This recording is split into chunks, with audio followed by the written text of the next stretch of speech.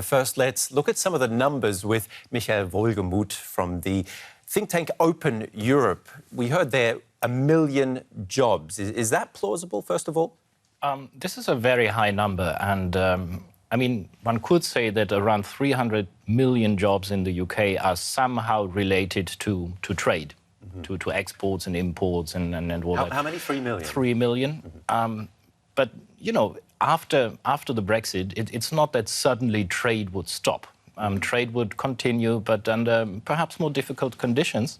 And it would depend on how these conditions would look like, which kind of trade deal that the UK could have with the European Union and with the rest of the world. All this is extremely uncertain. So to really define clear numbers is fine for economists to do, but difficult.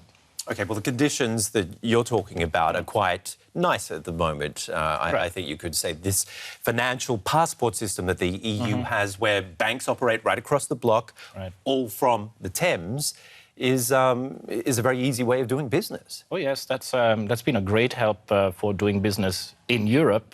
Perhaps some people in the city think, you know, our market is the world market. We want to be a financial hub for the whole world. And so Europe is not as important, but still it is. And if you lose the passport, then, you know, that creates many costs to build up new subsidies inside the EU to jump over that kind of tariff fence. And it will make life much more difficult for the city. A question to you. Could this be a watershed? Could we see the importance of Britain suddenly lost to the EU? Could the EU suddenly become a lot more important to the world than London or the UK has been until now? Well, yes. I mean, the United Kingdom has been the second largest economy. It was supposed to become perhaps the largest economy, even the largest population in the EU in some 20 years from now. A very important country for Europe, also a bridge across the Atlantic with a special relationship with the United States. A very dynamic, entrepreneurial kind of spirit that we have seen in the UK.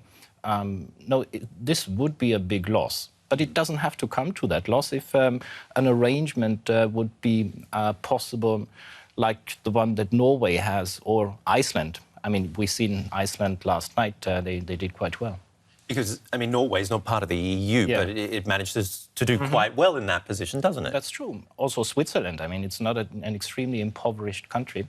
No. And they still have access to the single market, and I think that is key. And so there should be a way to keep that, but it will come at a price. If you leave the EU, you also leave the single market as it is, and then you have to find ways how to still have this very important access to a huge market, as we've just seen. Well, some would say the World Trade Organization, but I mean, that's a body that's suddenly lost quite a lot of credibility over the past few years. That's right, but still it has managed to get tariffs down. Life was much more difficult for trade 10 years ago, and this would be the other option for the UK to say, all right, let's fall back to WTO status. Then we would be sovereign. We could do the economic policy that we like. But it would also mean reintroduction of tariffs, barriers to trade. Quote, the car industry would face a 10% tariff, for example. OK, so the maths could suddenly start becoming a little worrying for many of the UK. All these facts and figures that we're hearing there's a lot that's been going on over the years, trade-wise and business-wise, between the UK and the EU. Were the Brits totally unawares all this time of what was going on? I have no idea. I mean, perhaps the Leave camp was not quite making clear what the implications of a Brexit were, or they were trying to say trade is going to be fine, but we make our own laws at the same time. And they didn't quite make clear that there's a trade-off, you know, between sovereignty and free trade, and in that sense, perhaps even prosperity. And these are the hard choices that the next British government will have to face. Well, on that point of sovereignty, how is the EU going to get what it wants from Europe without being part of Europe or part of the EU? The UK, part of the EU? Yes. You can't try to strike trade deals with the rest of the world. You can try and use the new freedom to make your own laws, to perhaps make better laws, better regulation than the one imposed from Brussels.